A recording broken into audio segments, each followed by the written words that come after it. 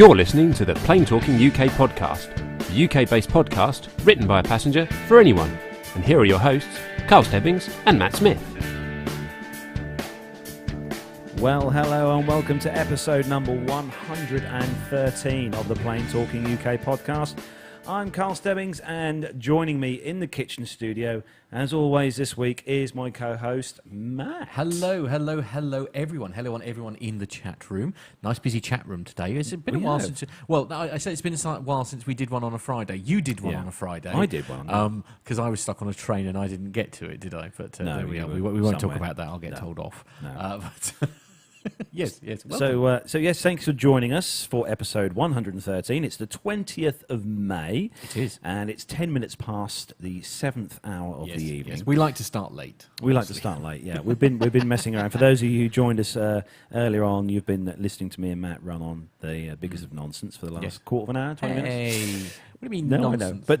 But welcome everyone in the chat room. Myla, Martin Holmes, Matty Fab, Masha Gert, Schudbacher, Jonathan Warner, Philip Davis, Masha, we've got Myla, I'm just going up the list here. It'll probably crash on me or something. Micah, Maine Man, Micah's in there as well. I should just say, actually, while he's doing that, they're talking in the chat room about the Farnborough T-shirts for the APG. Yes. Did you order one? I haven't ordered one, no. Because we should be wearing our own uniform for the show. I suppose that's true, yes, absolutely. But Stuart Buckers, he's ordered his APG T-shirt and stuff. So with me and Matt will be there with our Plain Talking UK shirts on, as always. And very much looking forward to it. It's going to be absolutely massive this year. Yeah. Although our first air show is actually on next Sunday, so it's a week tomorrow for us. Yeah, we are. Me and Matt have been invited over to Bruntingthorpe for the Cold War Jets Day at Bruntingthorpe. And we're actually going to go.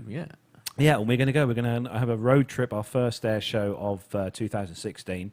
We're going to travel down to Bruntingthorpe, which is out towards Leicester somewhere, I think. Jonathan's saying we should do tour to T-shirts as well. Well, we have got T-shirts, but the trouble is once we're going to have to try and work out if we can cost them appropriately. Well, and also as much as sadly we don't quite have the fan base that Jeff has either. So it would, it'd be a very small run, which might make them a bit expensive. We need a bit more of a fan base. Yeah, but, absolutely. Yeah. So if anybody wants to sort of help spread the word, we'd be eternally grateful. Yes, the Patreon word, indeed. On that note. Yes, for those of you who donated by Patreon, we have had a new donator on the Patreon fund this week. So a big thank you to Jennifer Parkinson. Jenny, she's donated via Patreon. Yes. And thank you ever so much, Jenny Parkinson, for your very kind Patreon donation. No, fantastic, yes. If you'd like to make a donation to the Patreon fund, all you need to do is take yourself to www.patreon.com and then search for Plain Talking UK. So it's patreon.com/Plain Talking UK. $1 is fine. Anything is absolutely fine. Yeah. Anything that helps to sort of help keep. We use it basically to help pay for the show because obviously, as you appreciate, server fees and things when you're doing a show like this. We also use it for software upgrades and things like that.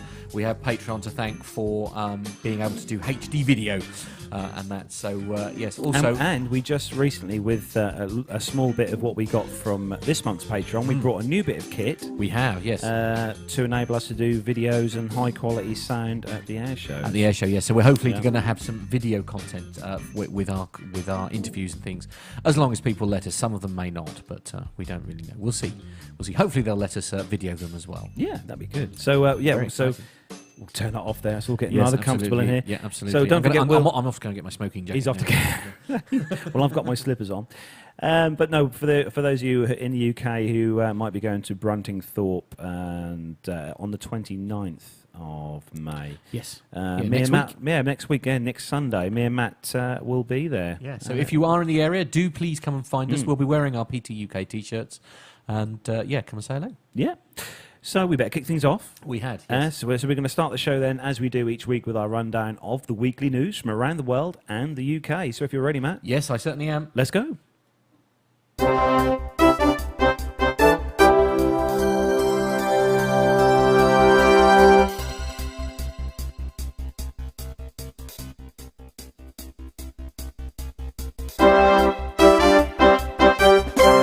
So kicking off this week's first news story then on, it's on the Sky News site, but I mean every news channel has been covering the news the last couple of days, and obviously it's regarding the Egypt Air Airbus A320 that went down in the sea due to, nothing's been confirmed We yet. don't know is the short answer. We don't know. We're not going to... we're not going to say what it is because we don't know. We don't know. What I don't think. brought the flight down. Nobody does, do they yet? All we've got then for you, I mean, most of you guys and girls will have followed the news stories regarding the Egypt Air A320 MS-804 that disappeared from radar and just off the coast of Greece. It's a terrible story indeed. It's not very nice at all. It's very sad indeed. It has happened again to Egypt Air because they had that incident earlier on in the month with the hijacking of one of their aircraft as well, which had a good outcome because it was concluded fairly well. But the latest reports then from Sky News that they've said in the last kind of hour is that debris that from the plane has been found 290 kilometres or 180 miles from the Egyptian city of Alexandria. The wreckage which has been recovered will be analysed by British and French and Egyptian investigators and an expert from Airbus as well, officials have said. Egypt Air said on Twitter that radar contact with the plane was lost at around 295 kilometres from the Egyptian coastline. The flight, which left Paris Charles de Gaulle at 10:09 p.m. BST, British Standard Time, on Wednesday, vanished at 1:30 a.m., just over 3 hours and 40 minutes into its journey towards Cairo. The European Space Agency said one of its satellites had spotted a possible oil slick in the same area. And also, they've, for those of you who look on Aviation Herald, will have no doubt seen the report on there with the satellite photo of the oil slick which the satellite has found. As we know, me and Matt have both been discussing before we started the show, we're not going to jump to any conclusions as to what we think happened on the flight because we don't know, not until they have officially announced it. But I mean, there are reports it could have been a bomb, or it could have been something technical. We just don't know. But very sad news indeed. The only thing we can say is obviously that the media reports have been sort of basically saying that it's highly unlikely that it was a mechanical failure at the root of what happens. That's the only official sort of bit of news we really can have. We have missed out. If you want to read the story in full, it is news.sky.com/stories. Just basically search for that. There are some elements of it that are quite graphic in this report that we've chosen to omit because. To be honest, we're not 100% sure of everyone who's listening to the show, and we don't want to sort of alarm or startle anyone. So, as I say, those are basically the bare facts. But certainly the start of the story makes some quite gruesome reading with regard to what's been sort of located so far. I mean, the search, obviously they're going to start the search now. They're going to focus on the hunt for the plane's black boxes. Yep. Which most I seem to remember one of the reports saying that the beacon had been received, the beacon, the signal had been detected. They've got to pinpoint those and obviously locate where that's coming from. I've got no idea how deep the sea is there in that particular part, but it is. I mean, it's not hugely distant away from land. I mean, it could be not as deep as what some of the crashes that have gone down in the sea before have been quite in deep water. So, in the spirit of what, let's be honest, sensationalist story reporting by all media, not just UK media, but I think around the world, we've just brought you what we know as the facts at this stage. But we will obviously just double check that there's been no further updates before we finish the show. So, we will continue to keep an eye on the news reports during the time we're doing the show, and we'll obviously come back to you with anything we hear during the show. Absolutely. So moving on then to our next story. The next story, which is back to normal. Which basically means it's a Ryanair story. Story 2 is always a Ryanair story, and this is on the website thisismoney.co.uk, and the headline is "Passengers' Flight Passengers fight Ryanair to win back rip-off fees for printing off boarding passes at the airport. Ryanair customers have been forced to pay big sums for printing off boarding passes or changing details on travel documents. Could see the charges overturned in court. Online firm Case Hub Case Hub, is launching a legal action against the airline and signing up passengers who have been hit by the fees. In recent years, customers have been stung by charges of up to €70, that's £55 in sterling, to replace a boarding pass card or to check in, and €160, that's £126 sterling, to amend documents. In an attempt to improve its image, Ryanair has reduced some of these costs, but Case Hub says that people who have already paid such charges should be able to reclaim them. Its legal experts argue that the fees, which can triple the cost of a flight, are illegal under EU rules that bar companies from hitting companies with unfair contracts.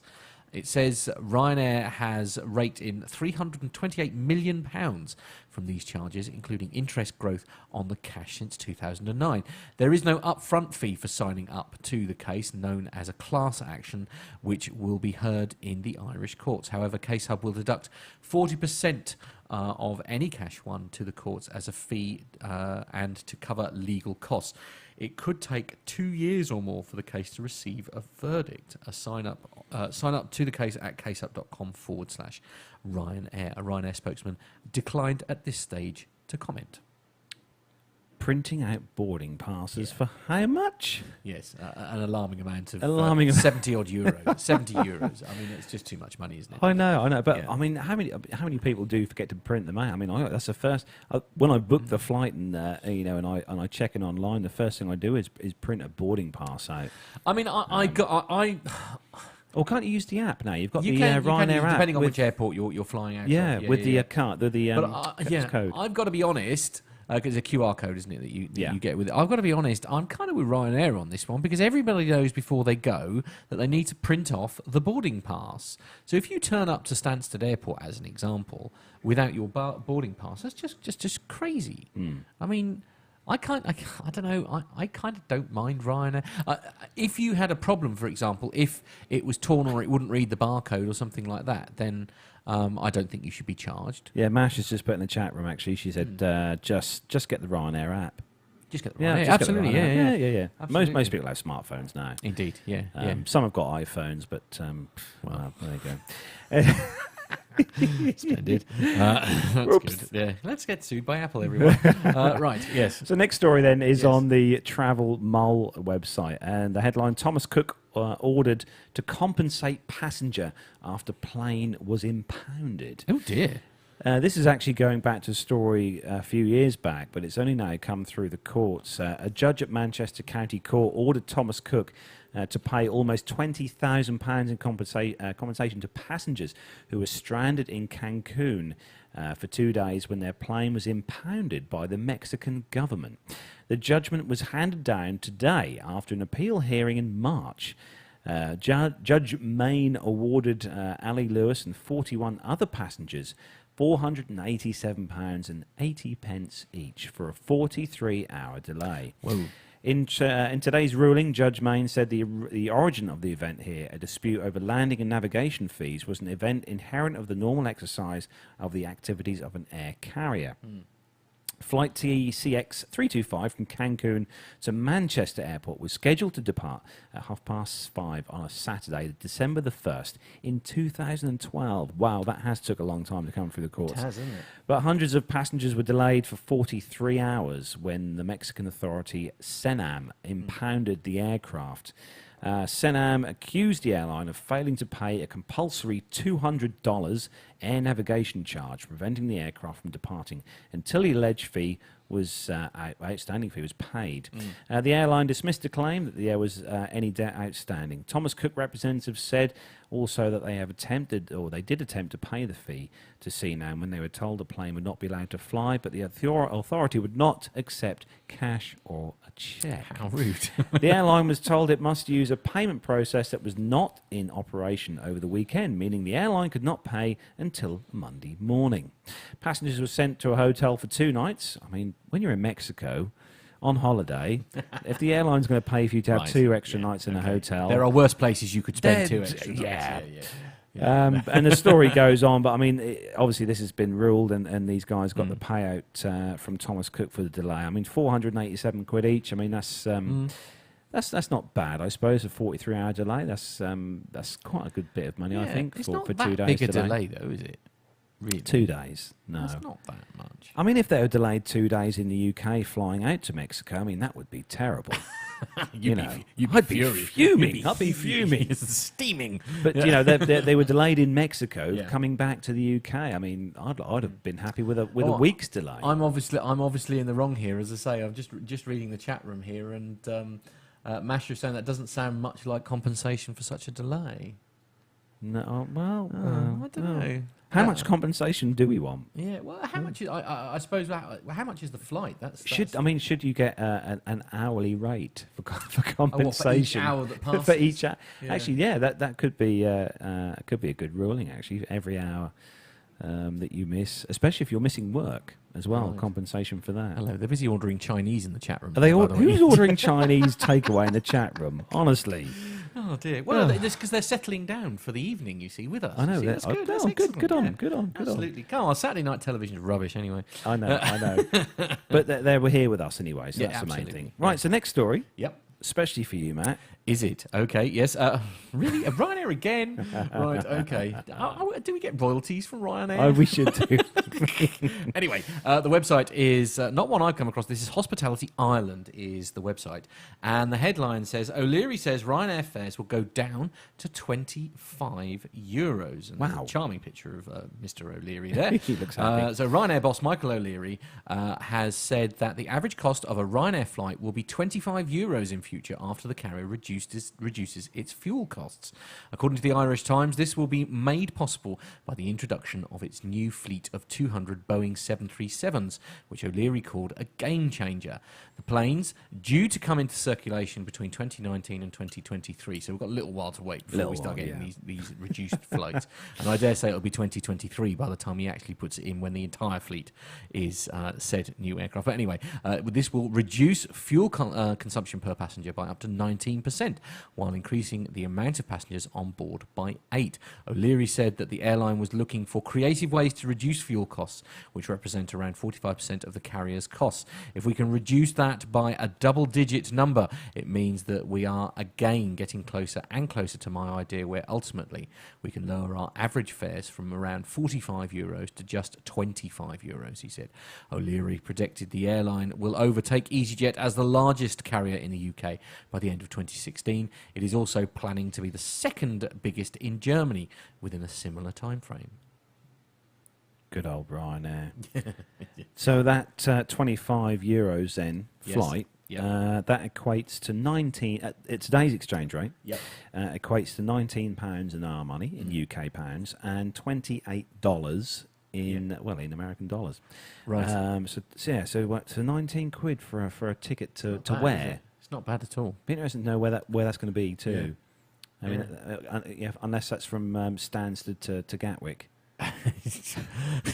Long distance then. Long distance flight there. Yeah. So next story, moving along on the business traveller site, this one, and the headline: Gatwick opens world's largest self-service bag drop zone. What?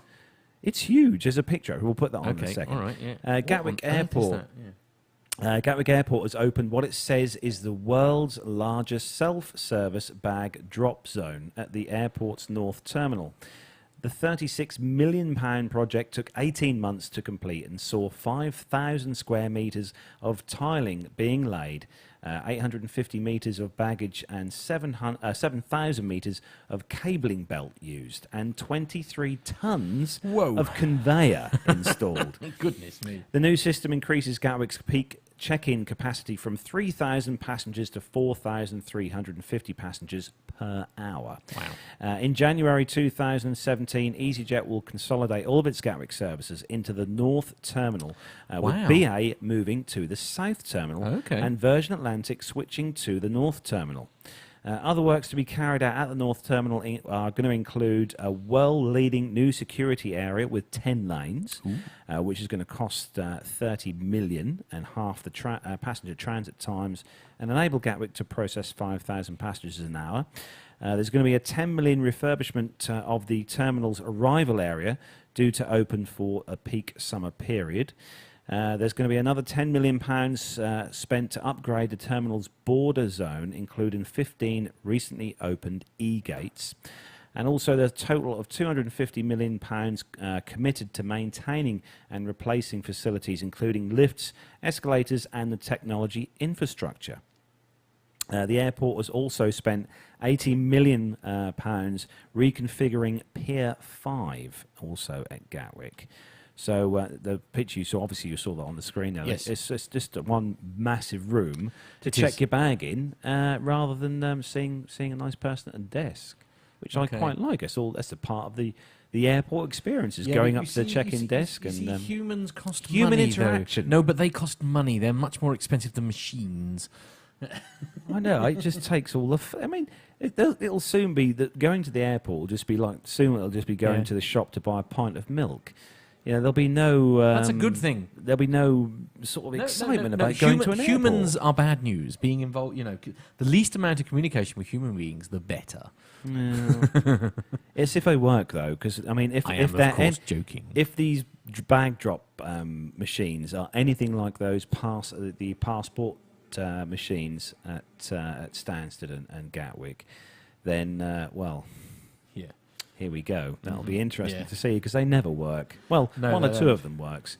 I actually had a comment following on from that, Matt, from someone who I work with who said to me that he was coming back through, I think either Stansted or Gatwick, and there was 10 of these e-passport gates. I know what you're going to say, yeah. And there was 10 of them, and 4 of them were open. And there was a person showing people who couldn't do it properly to go through. Yeah. The queues were building, and when my friend asked this security chap why they didn't open the rest of the gates, the electronic automatic gates, the answer he got was that there wasn't enough staff to stand there and help everyone who couldn't go through the.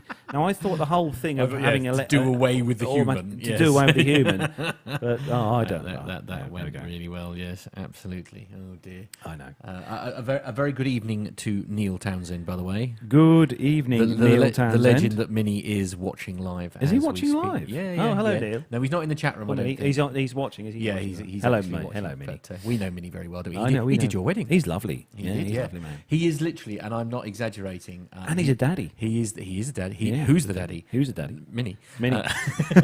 He is the best DJ in the world. He is, yeah. He is undoubtedly the best DJ in the world. Absolutely. Yeah. I'm glad he's watching the show. Yeah, absolutely. But he's struggling to sleep, so this is acting Minnie. As a way of, there's trouble with little, and you need to be able to sleep whenever, don't you? Anyway, enough of that. Moving on to. I picked this next story especially for you, because it's a low-cost carrier again. Oh right, okay. But because it involves. Because that's all I've read so I know. Far, sorry, my bag. Anyway, yes. So this is on the Breaking Travel News website, and the headline is: EasyJet launches new mobile host smartphone app. Very exciting, very exciting. EasyJet is helping to make travel easier for millions of its passengers thanks to real-time personalised notifications which, through its mobile app, directly inform the passenger when they need to go to the gate or which baggage reclaim belt to head for. Now, that's useful, because you never really know, do you, when you first... Anyway, in the past year alone, passengers who have signed up to receive more than 4.5 million real-time notifications to help them travel through 14 European airports, including Amsterdam, Geneva, Milan, Lynette and Berlin.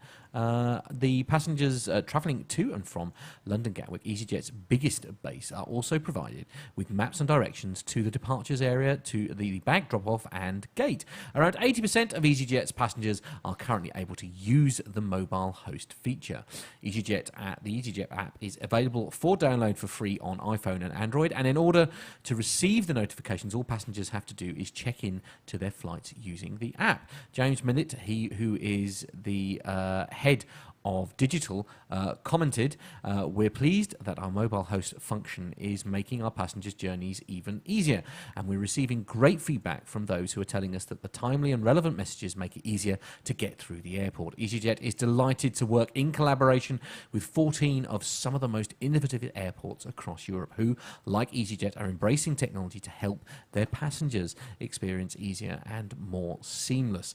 EasyJet is leading the way in its digital offering with mobile host just being one example of how this award-winning mobile app is making travel easier for its passengers, as well as being able to check in for flights, download mobile boarding passes and receive real-time information on flight status.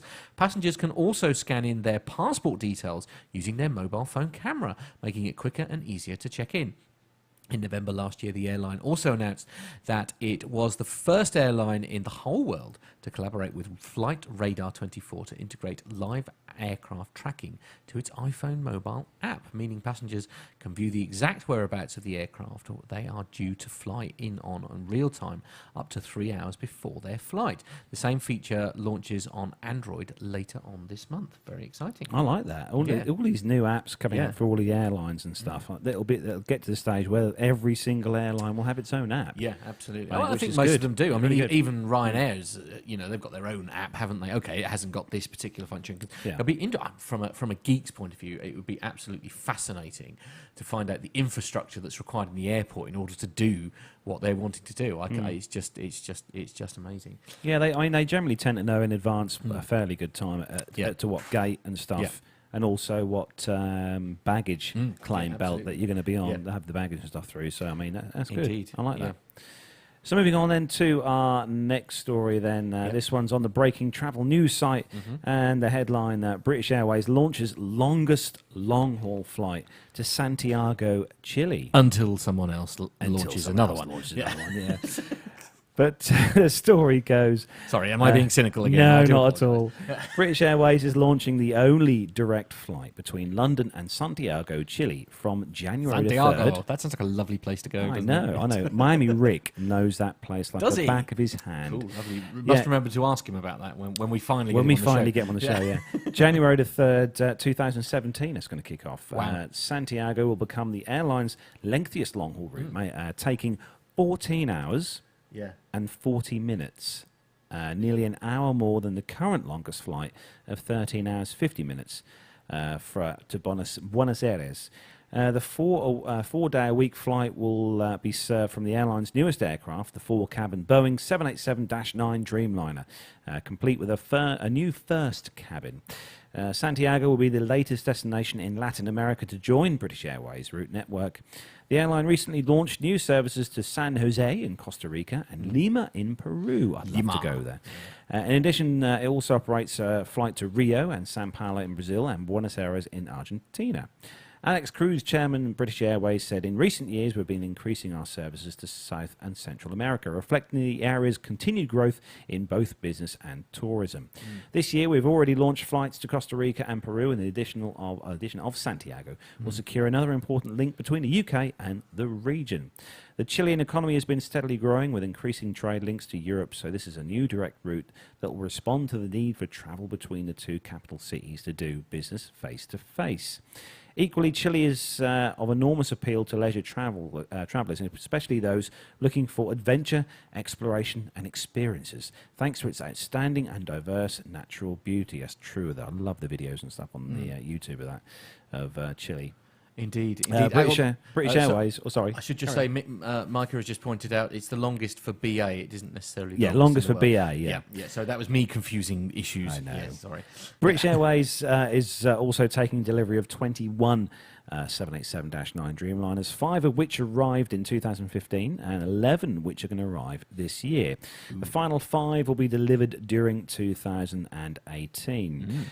So what do you reckon then, Matt? If we go to Chile, do you fancy a 14-hour and 40-minute flight? I know you're not a great fan of flying. Which version do you want, the short version or the long version? Okay, let's just say, for instance, that we have 1 million Patreon donators, and we get to go first class for 14 hours. Right. If we get to go first class for 14 hours, I'm willing to suffer it.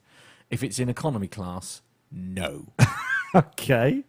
Actually, I spoke to Neville Bounds, who's obviously we had on the show a few weeks back. Neville, Yes, one of our the legend, one of our mega the legend that listeners. is Nev. Yeah, Yeah, the legend that is Nev, and he actually said that BA's. He said BA's quite nice. Oh, I don't doubt that for a minute. Yeah, he I said don't it's doubt very that nice. for a minute. I like BA. I just wish it was the same price as Ryanair. Micah, Maine Man Micah has put in the Yes. chat room, let's go to Chile and eat chili on the way. Right, sounds great. Nev's just said, I was picking up my car from London Heathrow today and the 787-9 took off in front of me. I was up close to it and it was very, very quiet indeed. Oh, Wow. I haven't done those videos, have I, from when I was at City Airport? No, we Anyway, can get by them the done by, for next yes, time. absolutely. The next story Yes, sorry, this would be for me, wouldn't it? is Yes. on Yes, absolutely. the... Minnie is denying that he's the best DJ in the world, by the way. Okay, well, he Yes. is. Yes, indeed.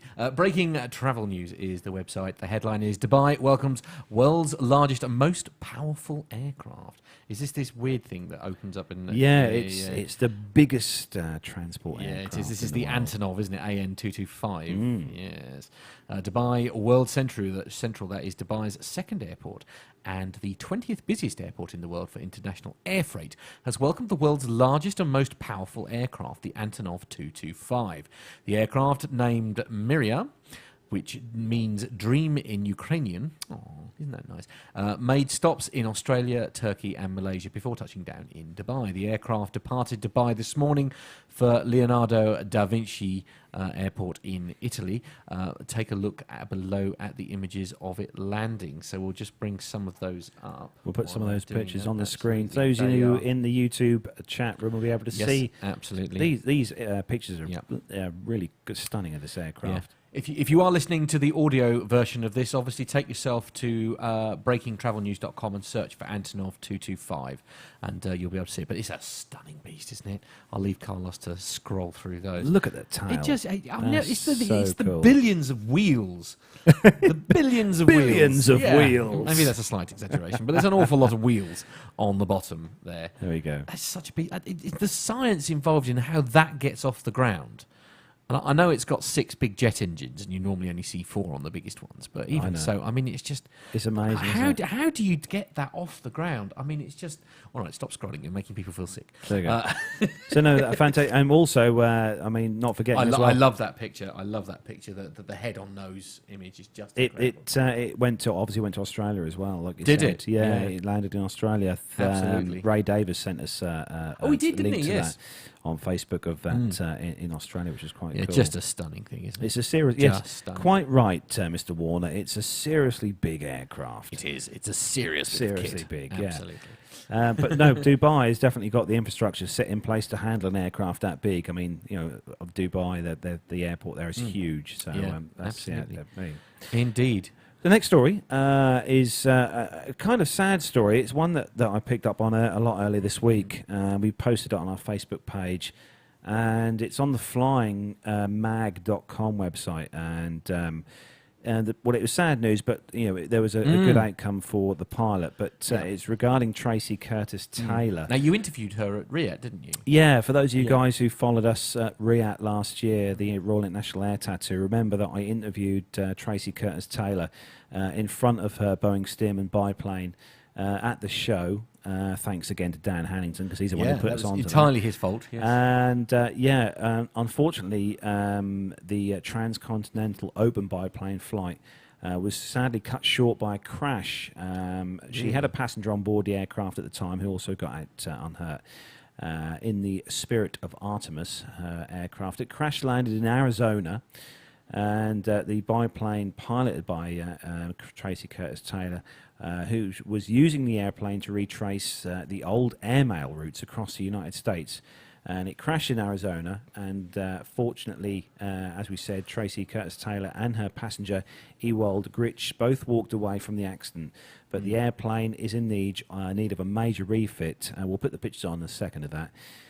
In her own newsletter, Curtis Taylor reported that the airplane suffered a partial loss of power shortly after lifting off from the runway at Winslow-Lindbergh Regional Airport in Winslow, Arizona, which sits at nearly 5,000 feet. Curtis Taylor had no choice but to land on a desert floor about 20 feet after touching down. The right wheel struck a dense sage-root mound, which tore off the right landing gear and threw the plane onto its left wing. It then cartwheel-tailed over the nose in a cloud of sand and dust. And this is what she wrote in her piece on her page. It's sad news, really is sad news, because she was doing so well, so incredibly well. Do you want to bring that picture up? We'll put the picture on the screen there for those of you in the YouTube chat room of the aircraft. There's Artemis there, Spirit. There we go. Yeah. Spirit of Artemis there on the page. Very sad. And we actually saw this at REACT because it was there. Yeah. Well, I've got my photograph taken in front of that aircraft.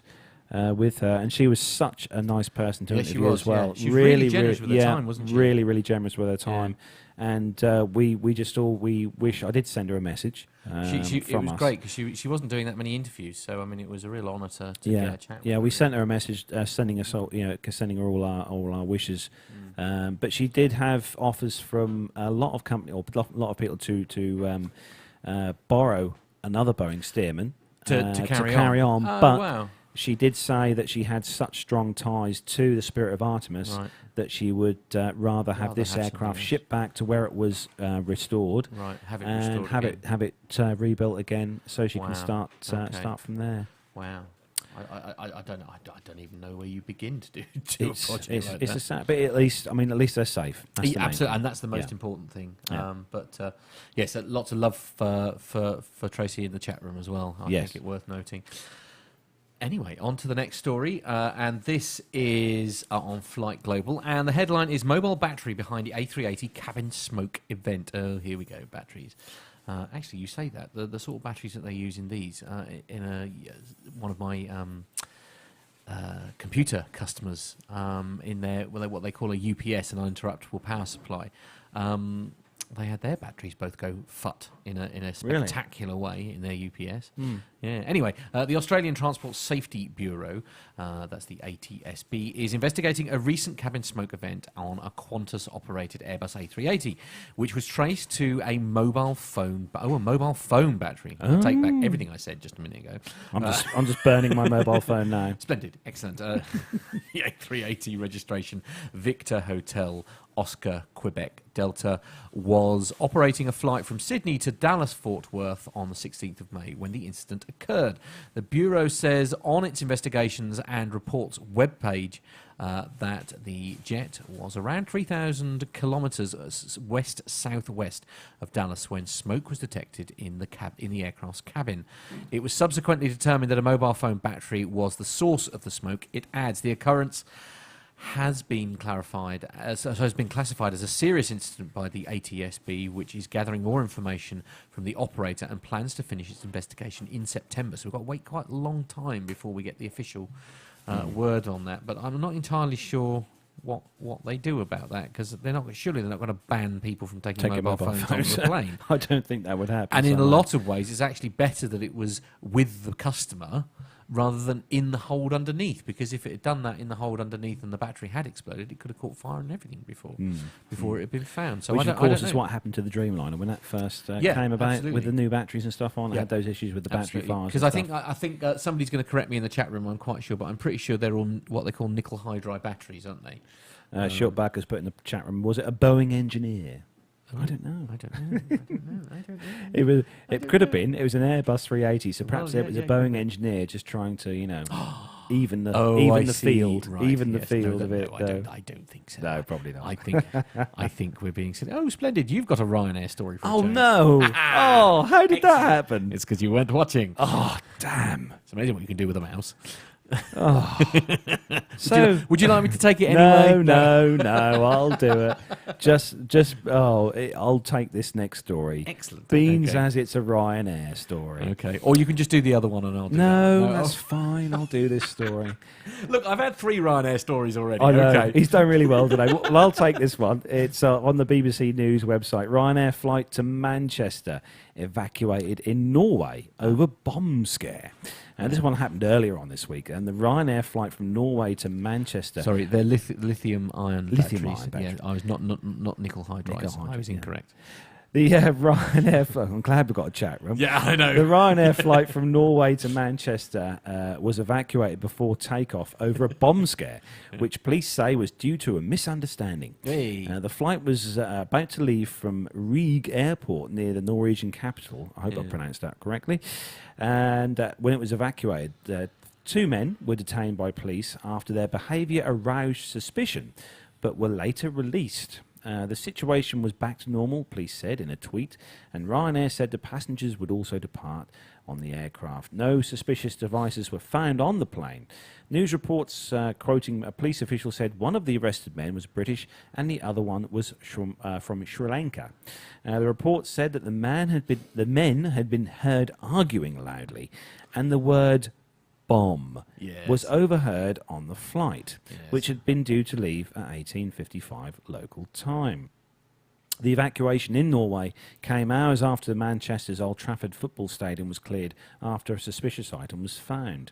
It was later confirmed by police that the item had been accidentally left. We heard about that story in a football ground by a private company after a training exercise. But anyway, going back to the story, if you're going to board a flight, don't mention the word bomb.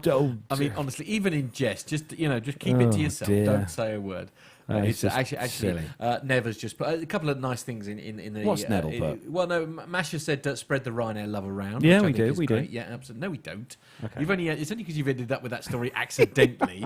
And Never's quite rightly pointed. I saw quite a few Ryanair aircraft at Dublin today because obviously he's been away. I think at a wedding, if memory serves. Yeah, he has. So sad to see all those people boarding them, and it's the masked smiley, all the germs and things. So that's good. Yeah.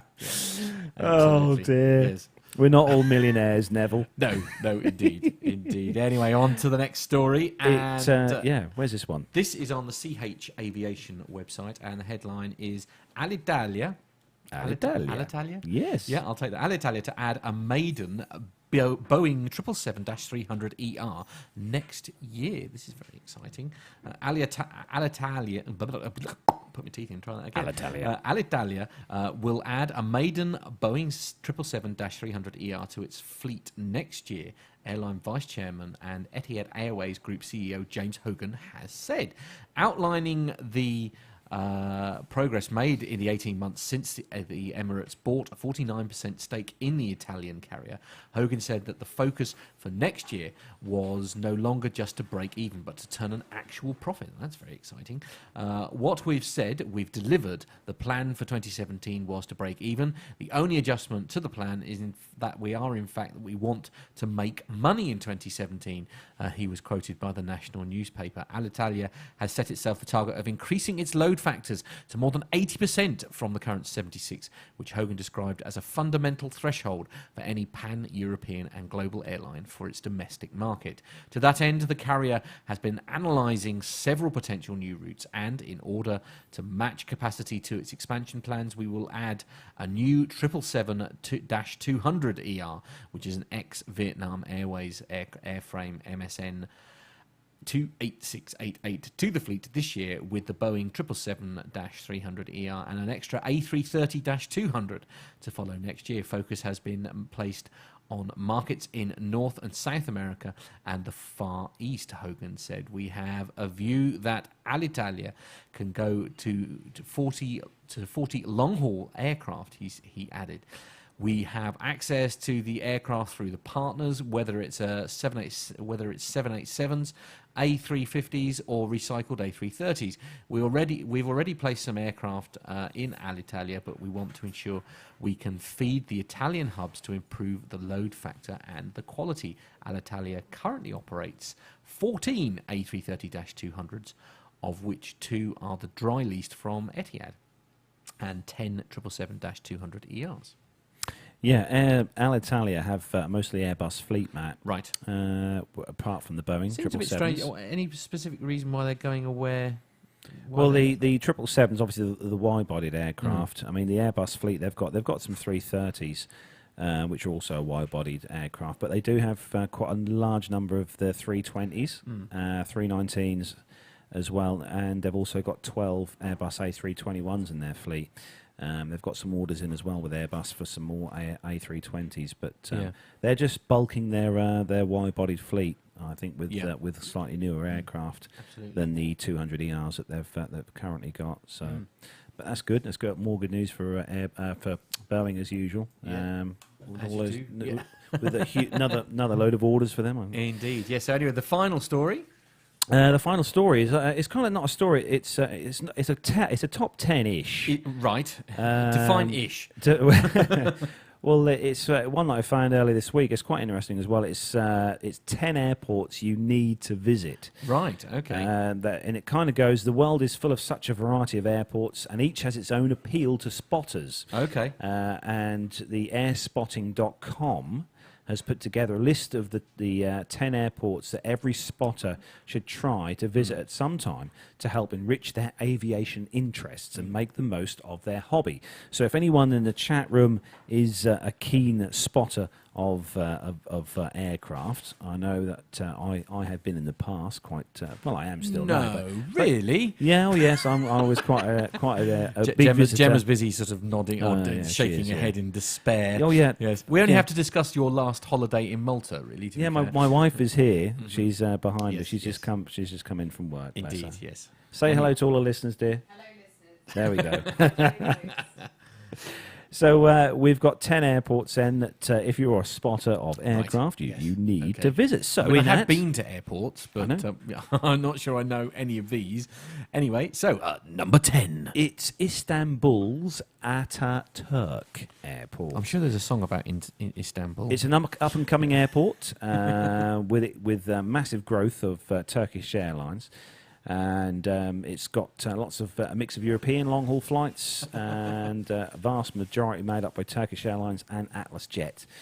There's a good draw for enthusiasts. There's also a mix of cargo carriers, and there's also lots of numbers of places to spot from around the perimeter fences, including a shopping mall, which is great for viewing and photography from the balcony there as well.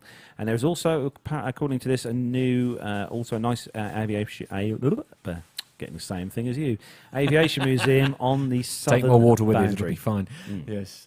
I should just say in the chat room here that they're actually saying that maybe Gemma should come and wave to us on the camera. Then it would the whole reason for having cameras in the studio will once again be valid. Really? She's got a horrible shade of yes. Hello. If you looked at camera up there, which Yes, is the wide shot camera. yes, okay. Here we There go. we go. Hang on. But you're slightly off shot. Yeah. There. You need to come in this I'm way. like a puppet. You need to come this way. I won't ask how you're controlling it. There we go. There's a my, lovely there's my Gemma. long-suffering wife. Very much long-suffering. You're famous wife. now, dear. Yeah, absolutely. Famous. Yes, yes. With at least Yeah. 17 people. I know. Anyway, in at number 9. At number 9, it's Bogota Airport. Oh, the chat room's gone crazy. The chat room's gone mad. Oh dear. Everyone in the chat room saying hi, Gemma. Mike has put that you have a lovely elbow, dear. Yes, yes. No, that was earlier. Stop it. Oh, right, okay, Yes. sorry. Anyway, Yeah, Bogota. Bogota, yes. Probably the most interesting of South America's main airports. Bogota in Colombia is Yes. a hub for Avianca, LAN, Colombia, Copa Airlines, and Viva Colombia. It's got loads of jets flying in there, including 727s, which are really old now. F-28s, DC-3s as well flying there from the Colombian government. There's also a collection of preserved aircraft on the military side of the airport. Spotting is also possible inside the terminal or from the end of the runway if you have a car. Oh, Carlos, how did you fool such a lovely woman to marry you? To be perfectly honest with you, Micah, none of us are really sure quite how that happened. Indeed, yes. Anyway, in at... Oh, dear. yeah, she yes, very, very fond of our wonderful listeners. But Ellie, Tony's in love as well. That's great. So number 8, number 8. At number 8, he can have her. At No, number 8, hey! How dare you? at number 8, it's Phoenix Deer. How to bring this show into chaos. Yes, indeed, absolutely. Phoenix Deer Valley, the city of Phoenix, Unlike other airports on this list, Deer Valley isn't on the route map. Lots of scheduled airlines or in a place to see the latest Dreamliners or A380s. Yet it is one of the busiest airports in the world. Is it? In particular, it's actually the busiest airport in the world for bizjet movements, according to recent statistics. If you're looking for something different or like to log and photograph citations, Global Expresses and Gulfstreams, this is the place to head. The Arizona airport has 2 runways and is in the northeast of the city. You can watch movements from the official observation deck on top of the terminal building, which even pipes in ATC broadcasts. Really? Wow, that's cool. quite cool. Like You just want to go move in there, there, don't you? Yes, absolutely. Never mind a hotel room. You'll just go sit at the airport. Anyway, at number 7. Funchal Airport at number 7. Incoming divorce, by the way. Incoming divorce. Incoming divorce. Yeah. Thank you, Mr. Warner. When space is limited, sometimes the only option is to build your own airport runway on stilts. Oh, this is awesome, Matt. We'll put the picture on a minute. An airport is still. This is exactly what happened at the Funchal Airport on the Portuguese island of Madeira in the Atlantic Ocean. When demand for leisure airlines grew, the runway was extended out from the cliffside that it occupies to allow larger aircraft to be handled. The position of this airport also means aircraft take an interesting approach path before landing, often in crosswind conditions. Spotters can position themselves on the hillside above the runway, and for some excellent photographs and videos as well. Here we go. The picture on the screen. You can just on the left see, Matt. You can see the stilt going down from the corner of the runway there. There we go. Insane. How cool is that? That is just insane. I don't even know how that's possible. Oh dear. Anyway, number 6. At number 7, 6, sorry. At number 6, it's the home of Airbus in Toulouse-Blagnac. Europe's busiest aircraft manufacturing airport. Most Airbuses, A319s, 320s, 330s, 340s and 380s aircraft are constructed here, as well as the ATR turboprops. Regular airline traffic isn't much to write home about, but who cares when you've got all those airliners destined for all corners of the globe, undergoing completion and flight testing in the southern French sun. There's various places to watch aircraft around the airport perimeter and an official viewing deck at the terminal. Plus, you can arrange tours of the Airbus plant. Oh, hello. Yes, Martin Holmes said that you should check out some of the videos of the planes landing there. Talking about the Madeira one. Yeah, absolutely. I bet that's amazing. Anyway, number 5. At number 5, it's Frankfurt, Maine, Germany's busiest airport and one of the main gateways to Europe. Like LAX, it's in a mix of mouth-watering to the enthusiast, comprising of all main European carriers, low-cost carriers, leisure carriers, cargo, regional and long-haul traffic. Spotting is not as good here as in the days gone by, but the airport still provides 2 official locations at Terminal 2 and alongside runway 18. And there are also some good other spots to watch aircraft as well. Number 4. Number 4, it's LA, Los Angeles International, LAX. With California's amazing climate and endless sunshine and incredible mix of aircraft, LAX should be on anyone's list of must-visit airports. Right. Los Angeles has 4 runways and 9 passenger terminals. Cool. Each major US airline has a decent presence here, as well as large airliners from across the globe and leisure airlines from Mexico, Hawaii and the Caribbean. On the south side of the airport, cargo airliners and bizjets also compete the lineup. Head to the Imperial Hill, or the In-N-Out Burger restaurant, for the best views. And, there we go. LAX. Number 3. Number 3, it's no one way. in the UK. Really? Yay! Goodness me. There's It's London City Airport. The British capital is served by many airports, but London City is by far one of the world's more unusual. Built on a former dock at the heart of the City of London, it makes for a challenging and restricted environment to operate large airliners. Yet every day, aircraft arrive from across Europe and even New York. Its location is among the skyscrapers of London's financial district, which means the short runway requires a steep approach angle, and only certified aircraft are permitted to operate there. It's easy to watch the aircraft come and go from here, and the docks opposite the runway or under the approach paths at either end. Just saying in the chat room, going back to LAX, it's that Micah was saying that the best place for plane spotting at LAX is at the In-Out Burger. Apparently, Cranky Flyer has a meet-up there once a year. I'm not hungry. I had a big tea. Yeah, we did, yes, We did, absolutely. Anyway, I love this. Number 2. This makes me laugh, right? Because it's Pyongyang, but it sounds like, I don't know, it sounds like the government have got together and generated this really large catapult. It's at Pyongyang. Really? No, okay. Okay. Just me. I'm So sorry. number 2 then is Pyongyang Airport. Not the busiest, and some might be a little sensitive about the way North Korea is run, but purely from an enthusiast point of view, it's a very interesting place to go. Air Koryo, the national carrier, still flies the classic Russian types, such as the Tu-134. I've been on one of those. Scary. The Tu-154, the Tu-204, Aleutian 62, and Aleutian 18. Pyongyang Airport recently opened its brand new terminal, which looks much more akin to those found in the West. But to be able to experience the aircraft here, you'll need to take part in an organised tour, such as those on offer with U Travel Services. Ooh, and finally, number 1. Well, it had to be, didn't it? You know, we've had the Airbus. It's got to be the Boeing, isn't it? Of course. And this is the Boeing's Everett Payne Field, home of Boeing's wide-body production lines and the world's largest building, currently responsible for producing 747s, 777s, 787s, and the occasional 767. Once aircraft have been completed, they are taken to the paint assembly building and then placed outside whilst final preparations are made. Aircraft undertake testing regularly once completed, so you'll always see something of interest during the airport's using the single runway. Aircraft that have been completed are sometimes placed in storage at the airport. Seen recently with some of the early 787s, 747-8s, and you may also be lucky to see the first Boeing 727 aircraft, which is preserved at the airport, along with a de Havilland Comet 4 and some other historic aircraft. Head to the Future of Flight Centre for a grandstand view over the airport. There we go. Actually, Micah asked me a question earlier in the chat room, which I feel I should answer you, saying, although I'm not very keen on flying, am I getting into like the plane spotting sort of type thing? I'm not getting that into it, but I have to confess, when the last couple of air shows that we went to, and I basically just stole your Camera? No, the radio. Radio?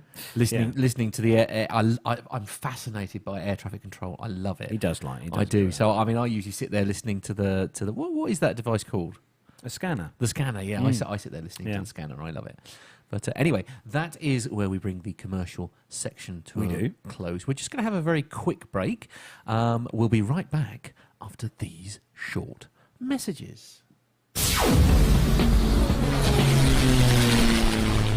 Find this and other great shows at the Aviation Media Network. The voicesinyourhead.com.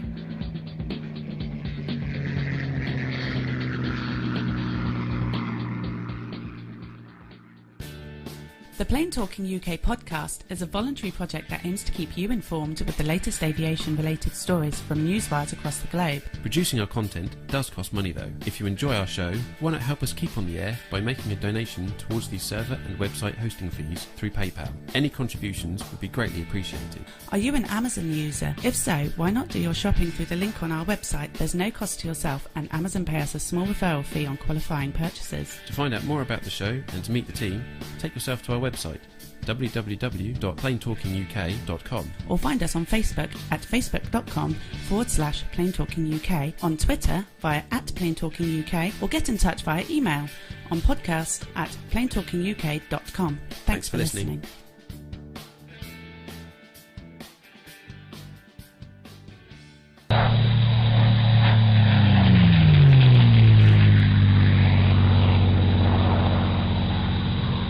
And we're back. We are indeed. We indeed. Yes, we are.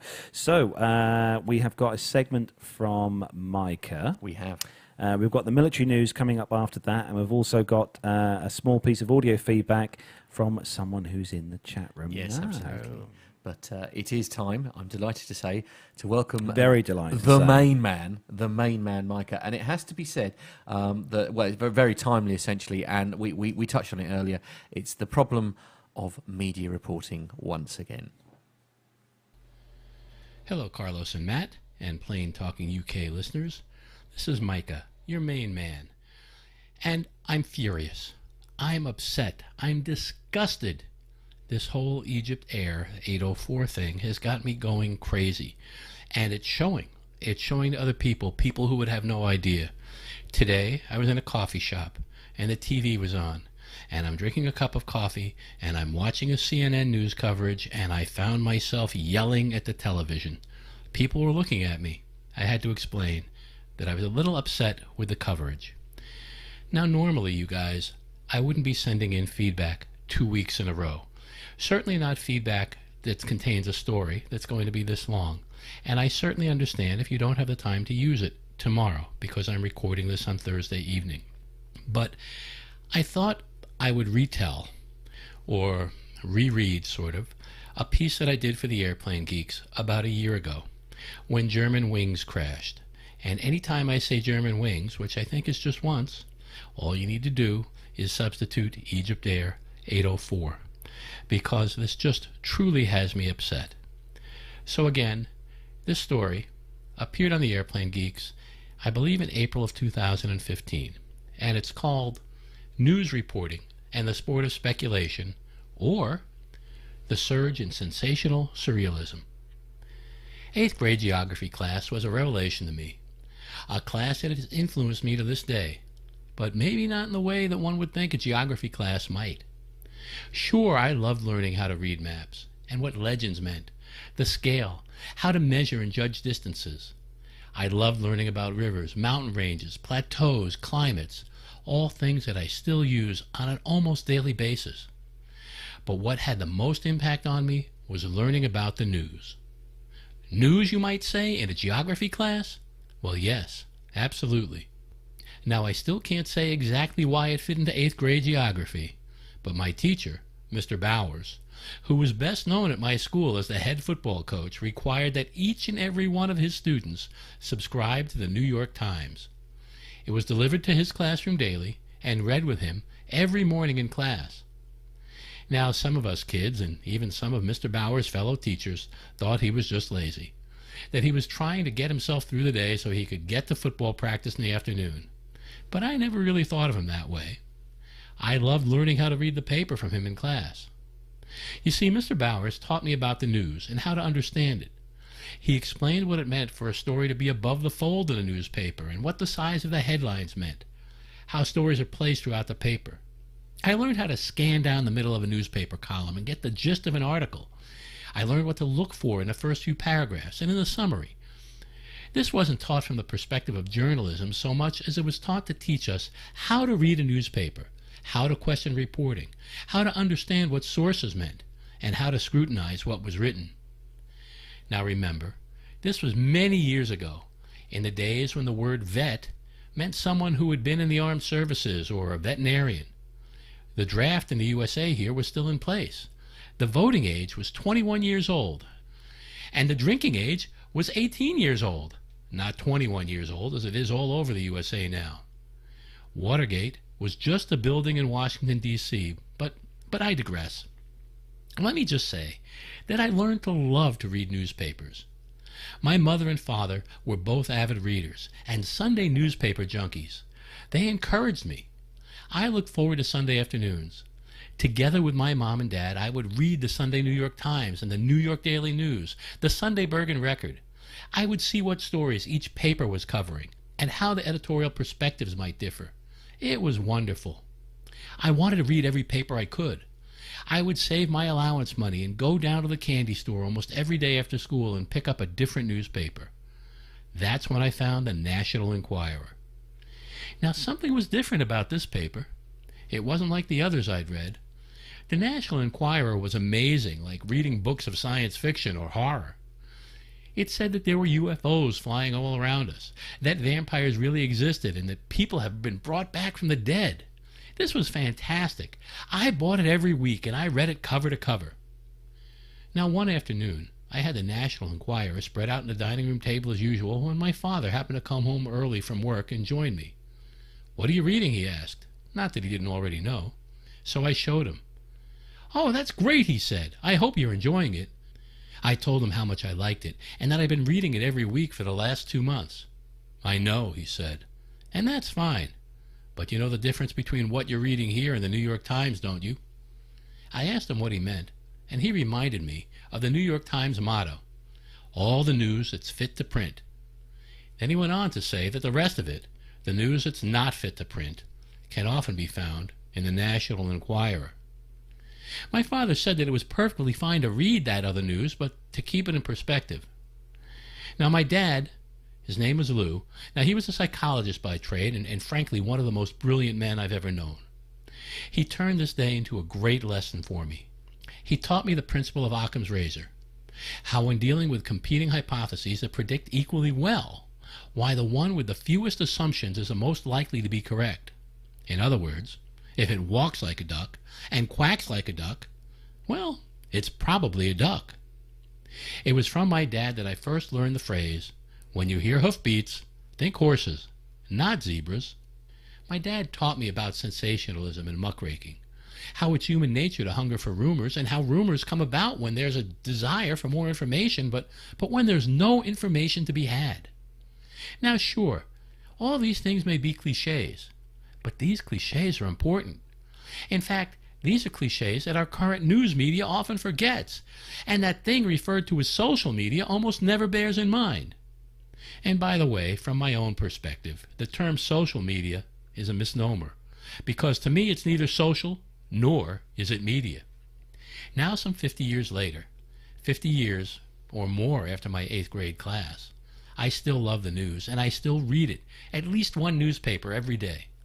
I love the radio too, something else I grew up with. When you combine the two, well, news and radio I mean, well, now you really have something. Growing up in the New York metropolitan area, I always had 2 all-news radio stations coming to me. They're still there. There's WCBS and WINS. Now they're both owned by the same corporation, but still 2 different stations covering stories with differing content. I still remember the WINS motto by heart. You give us 22 minutes, we'll give you the world. And they still do. It works great on radio, but not so well on TV. TV news isn't news. Well, not anymore anyway. It's become entertainment. I can tell you exactly when that changed. Well, within 24 hours of the change anyway. The date was April 14th, 1970, about a day after the oxygen tank explosion on Apollo 13. What happened, you may ask? Well, all 3 U.S. TV networks were covering the potential disaster aboard Odyssey and Aquarius. After the first 24 hours, there was really very little to report. It was just a waiting game. With no new information, by definition, there's no news. The networks, not wanting to lose audience, were vamping. They were vamping until they were ready, until something came in. As I recall, the networks CBS and NBC were going over the science. But this was getting boring and very repetitive. ABC, however, the network always in last place here in the U.S., they decided to go a different route and started to create their own news. Rather than reporting the boring science as the 2 other networks continued to do, ABC decided to track down and interview the parents of astronaut Jack Swigert. They asked Mr. and Mrs. Swigert how they were feeling with their son hurtling around the moon in a dead space capsule and maybe dying in space. ABC opened up the seam of a television goldmine. Then it became man-on-the-street interviews. How is the world feeling? It was picked up by all 3 networks, and all of a sudden it wasn't news, it was features, it was a filler. It was entertaining fluff. Sure, it can be appealing, and even maybe fulfill some human instinct, but it's not news. Early on, CNN learned that news coverage doesn't transfer well to TV. In 1980, when CNN first broadcast, they ran half-hour news blocks, repeated and updated as the new information would become available to them. But it's not interesting watching a talking head read the news. CNN learned this quickly. Features and human interest stories started to fill the space. Then came the most damaging and maybe the most useless content, speculative news for the purpose of sensationalism. Now some say that the primary reason why broadcast TV here in the U.S. and now print news too has changed to sensationalism is for advertising dollars. Sensationalism and speculation are entertaining. It increases viewership and readership. Thereby, it does increase advertising revenue. Personally, I have a different view on why news has become sensationalism, but perhaps it's a bit more jaded. You see, true journalism requires long, hard research and education. Sensationalism only requires speculation, and that holds true for both producer and consumer of both content types. It's easier to create and consume sensationalism than journalism. Journalism is hard work. Not that those that produce sensationalism don't work hard, but it's easier to speculate about stories than it is to find hard facts. Finding facts takes time, and human nature isn't very patient. You know, as an airplane geek, it pains me to keep up with the news of a plane crash. It offends me to hear speculation about a pilot committing suicide by airplane, or maybe stealing a 777 full of passengers to secretly land it on an island a la MH-70. I find it even more offensive to hear about missiles in the TWA 800 crash years after the scientific investigation is fully concluded. Whenever this type of news story breaks, like it did yesterday, I think back on the conversation with my dad, and I think about the principles of Occam's razor. I keep my ear tuned to the news, looking for horses, not thinking of zebras. More importantly, whenever any big story breaks, regardless of whether it's an airplane crash or a mass shooting or a building explosion or any other breathtaking, spectacular story, I try to tune out the commercial spew of information until such time as there's real news from unbiased, vetted, and investigative sources. This is critical and something we should all really try to do. It's even more important that government officials, especially those holding elected office, pay attention to the facts only and not create policies prior to a complete scientific investigation.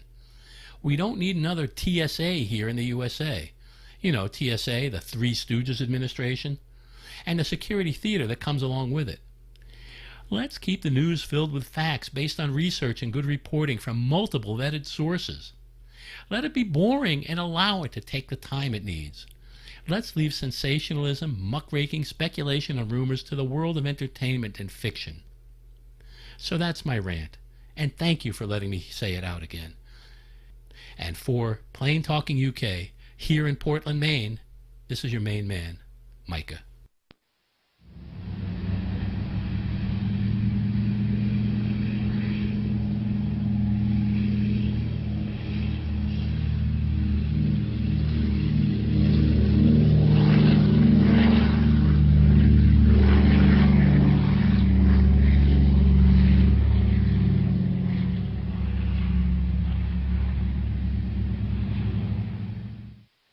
And we are back. We are, after our break.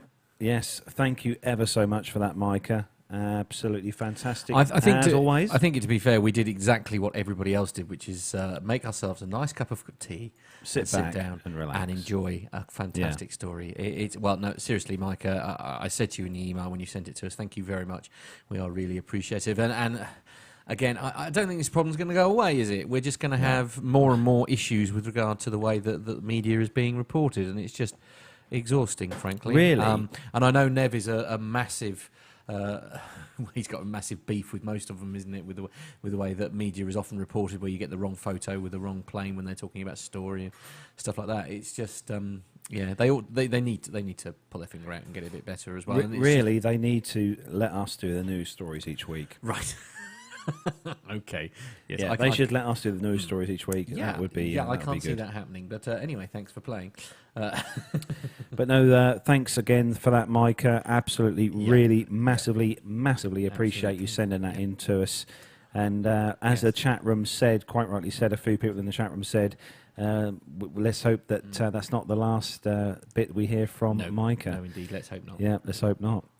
So we have got some military news to play you. We have. And then we've got a short piece of feedback from Stuart Barker, who's in the chat room as well. Yep. We've also got some info about someone else who's in the chat room as well, coming up in a bit. So, yes, we have. But we better do some military news. We had, yes. So if you're ready, Matt. I certainly am. Let's go.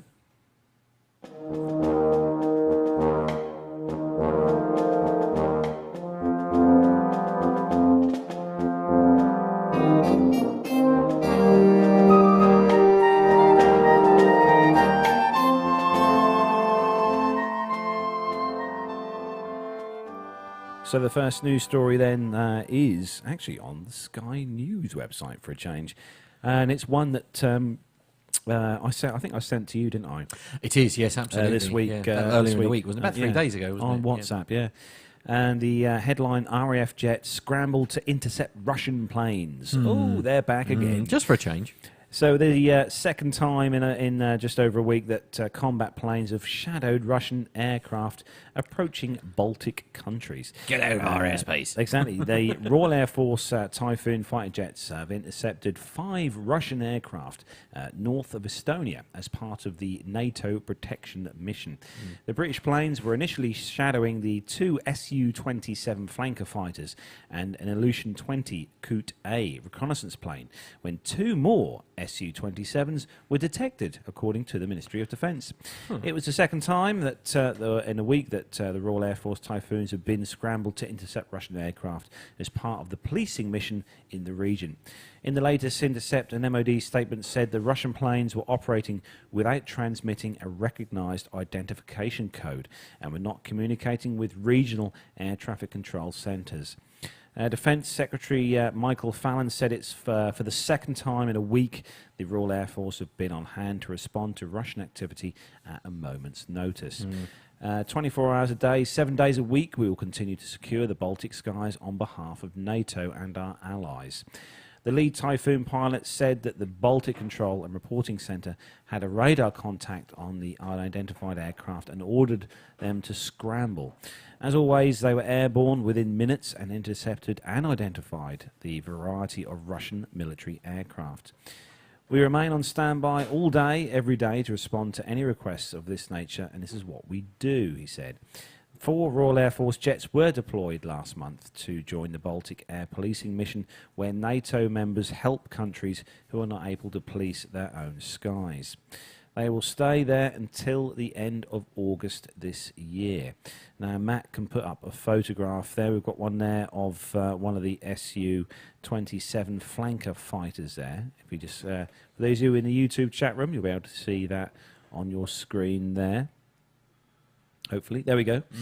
And look at that. There we go, menacing. And we've got some more photos here. There's one of the Typhoons flying alongside the Su-27s there. I tell you what, Matt, to be a Royal Air Force pilot and to look out of your window and see one of these Su-27s there must be quite a sort of quite view. nerve-wracking, though, isn't it? There's the Russian Kut-A reconnaissance aircraft there. Right. Oh, right. So it looks like a passenger plane, doesn't it? Yeah, it looks like an old passenger plane. It's a very small tail on that, actually, very small tail.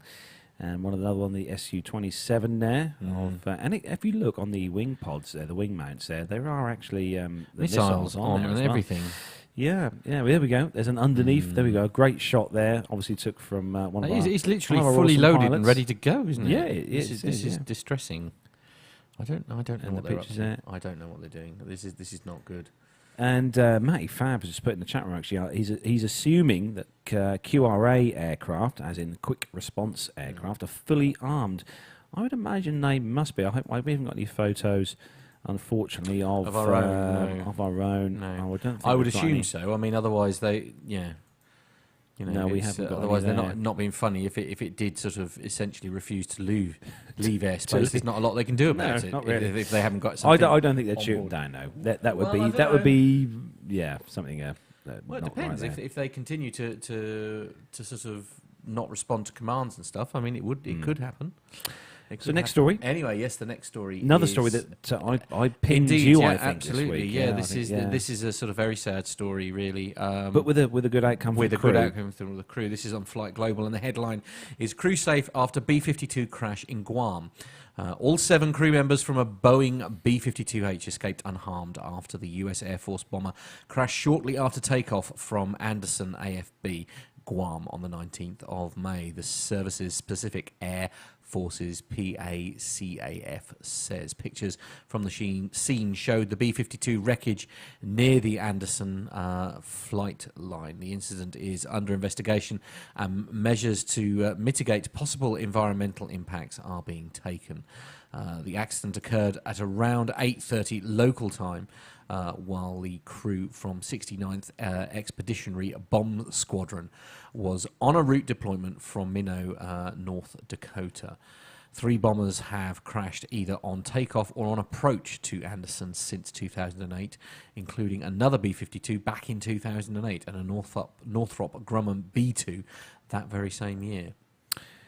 Very sad indeed for the aircraft lost there. The hull The loss. crew are in a good survived, which is fantastic. But these aircraft, it's been said before in previous other shows and stuff that these B-52s are really well built. Right. You know, they are like flying tanks of the sky. Yeah. And it just shows that, you know, the crew did manage to get out of this aircraft and you know.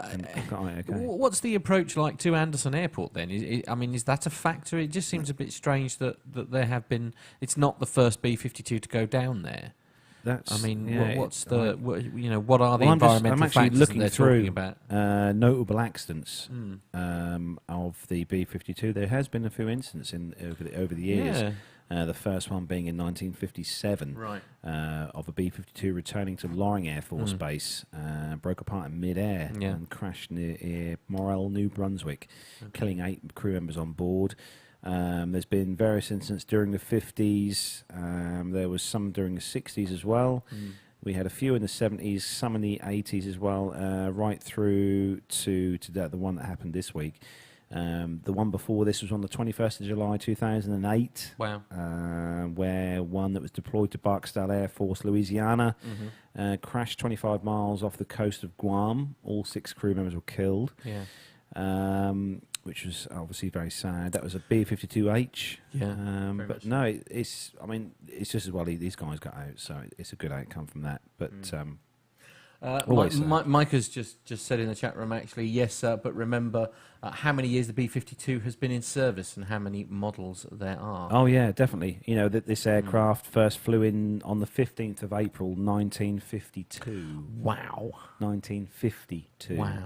Yeah. Hence being the B-52, yeah. Introduced into service in February 1955. Yeah, only the Model H is flying now. Yeah, the Model H. I'm trying to look. Here we go. It's obviously in service with the United States Air Force, and also there has been 744 in total built through the different models. Right. Which is a lot of aircraft. The one that crashed was apparently built in 1960, so Mr. Warner was saying. Ah, right, okay. See that. This is why we have a chat room. This is what we love about I the chat know. room. It's I love the amazing. chat room. Yes, absolutely. The next story is on the Flight Global site, and it's a picture story. Matt will bring those up in a bit. And the headline: Saab rolls out the first Gripen E fighter. So Saab has unveiled its next generation Gripen E fighter 3 years before delivering its first of at least 96 production examples to the air forces of Sweden and Brazil. It rolled out at the Swedish manufacturer's Linköping site in Sweden on the 18th of May. Aircraft 39-8 is the first of 3 test aircraft which will support the Gripen E program. It will be handed over to the flight test department at the site this summer and is on track to make its first debut flight before the end of this year. The company says, and it will also be used initially to verify the evolved design, general systems, airframe and aerodynamics. Additional 2 Swedish test assets are already in different stages of a structural assembly. 1 test aircraft will also be manufactured for Brazil, with this to undergo around 1 year of flight testing in Sweden before being transferred to a new facility at local partner Embraer Gavio Piexoto site later this decade. Sweden has ordered 60 Gripen Es, while Brazil will acquire an initial batch of 36 28 single-seat NG examples and 8 twin-seat aircraft, including local assembled units. Speaking at the rollout, Brazilian Air Force Commander General Brigadier Nivaldo Luiz Rosato described the development of the advanced combat aircraft as a significant milestone in the history of both countries, he adds. The Gripen NG will represent a major advance in face any threats to airspace sovereignty. These fighters will be the backbone of the Brazilian Air Force. Powered by the GE Aviation F414 turbofan engine, the Gripen E will offer an increased range and payload and endurance performance over the legacy Gripen C and D. And we'll also have updated avionics, electronic warfare systems, and an active electronically scanned array radar. This is the only fighter program on time and on budget, says Ulf Nilsson, Saab's head of aeronautics. Initial operations capability is planned to be achieved by the Swedish Air Force in 2021, with full capabilities to be declared 2 years later. Cool. And we've got some pictures, if we just Yep, bring that okay. back up there. There we Yep. go. Of the aircraft in question. Wow. Looking rather stunning there. It's always quite nice when it's been lit professionally with Yes, a nice black I like curtain. that. It really looks quite beautiful, doesn't it? Very nice looking Yeah, jet absolutely. indeed. It's a shame they didn't get that to Riyadh. That'd be nice to see. that at Riyadh Yes, it this would. year. Yeah, absolutely. Anyway, this is our final story, and that falls with me. This is on Flight Global again, and the headline is USN to deploy new tube-launched UAV. Tube-launched? Wow. The US Navy is to deploy a newly developed tube-launched unmanned air vehicle able to launch from below or above the surface of the ocean from either a manned or unmanned underwater vehicle. AeroVironment's Blackwing was developed for a USN and Special Operations Unit Joint Capability Technology Demonstration contracted in 2013. The USN has now recommended its operational deployment on the back of a successful test effort. Blackwing carries a miniature electro-optical infrared payload and a selective availability anti-spoofing module. AeroVironment's systems operate via a common ground control station, which also allows for ease of transition between the family of systems. In addition to submarines and UUVs, Blackwing can also be launched and controlled from surface vessels and ground vehicles to provide rapid response reconnaissance for forces, and control of the UAV can be integrated into the vehicle's software. The ability to launch UAVs from other host platforms has gained a great deal of interest in recent years, as operators have realised that a submarine's torpedo tubes or flare dispensers on an aircraft can be utilised to carry an intelligence surveillance system.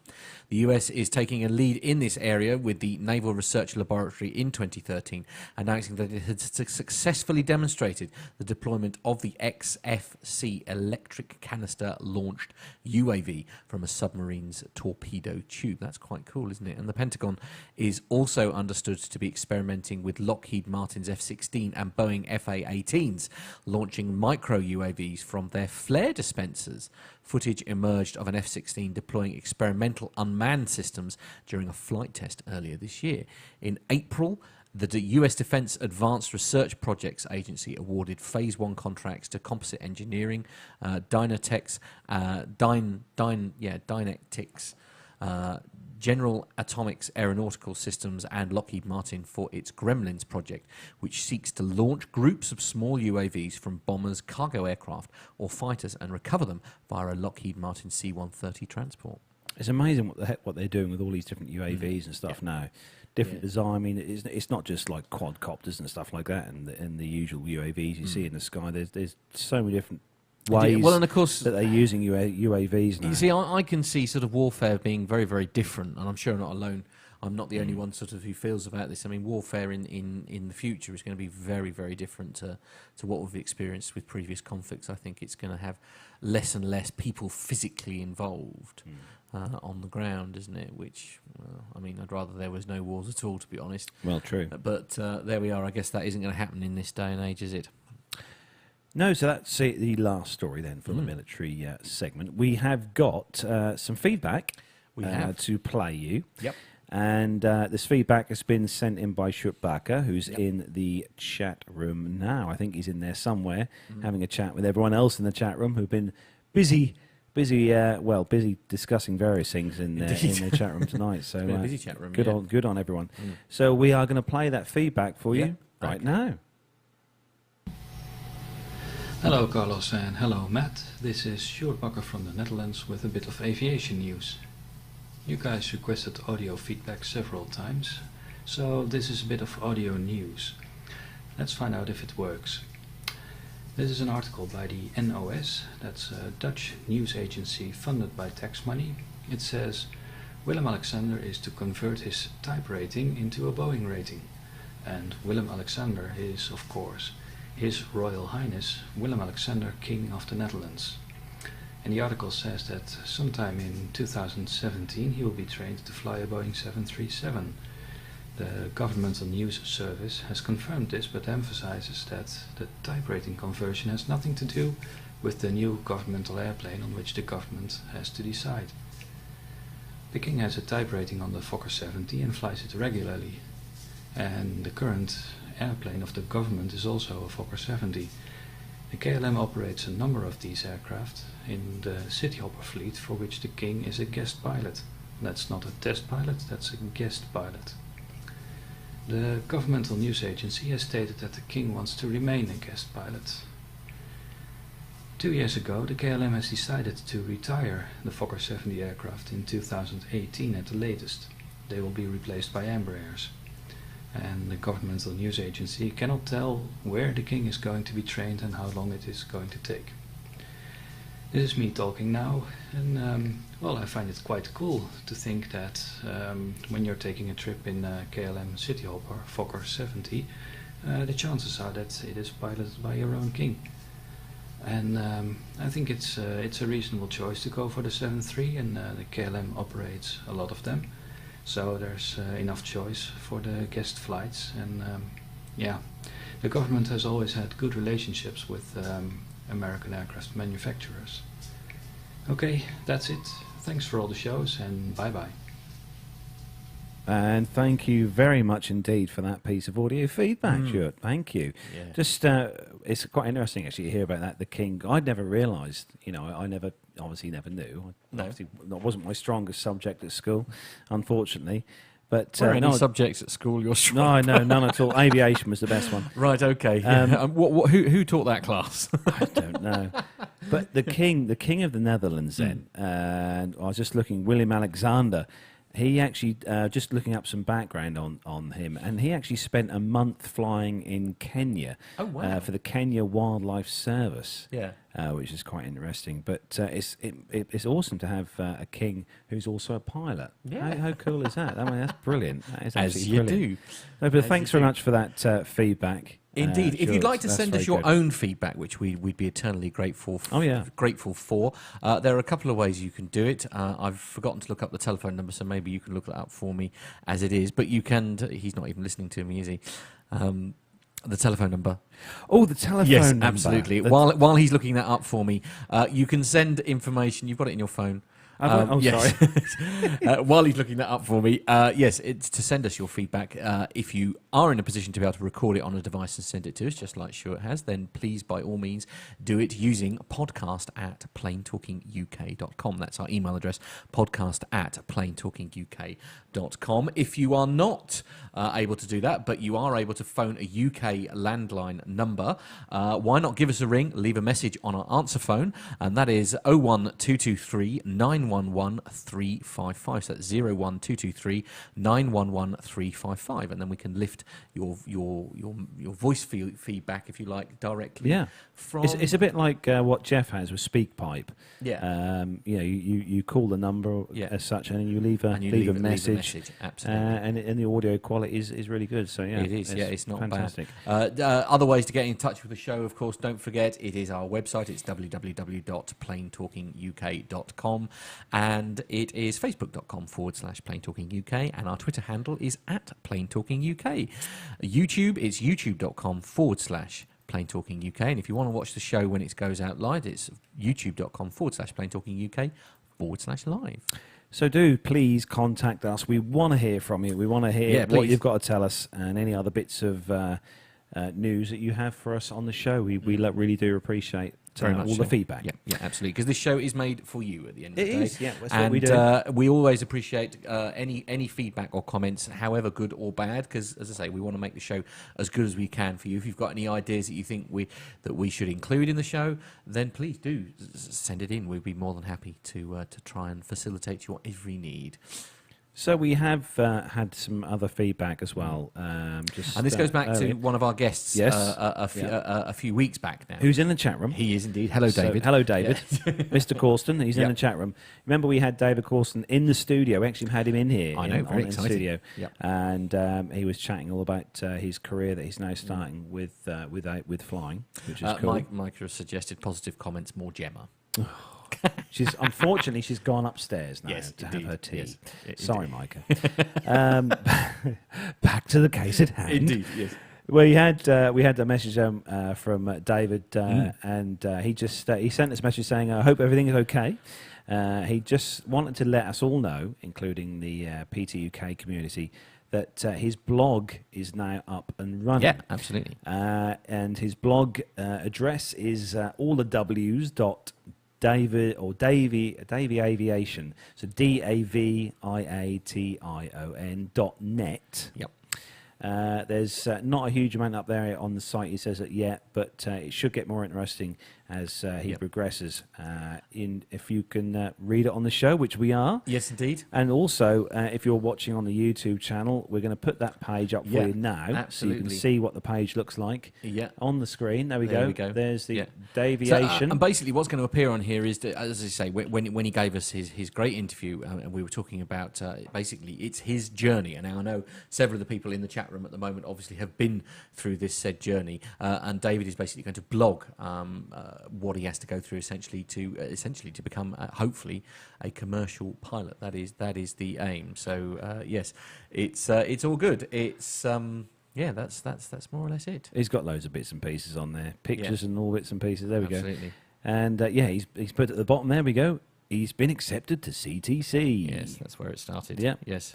So there we go. Look on his site then. Yep. And Daviation there .net, and you can follow all David's bits and pieces about his DAVIATION.net. Yeah.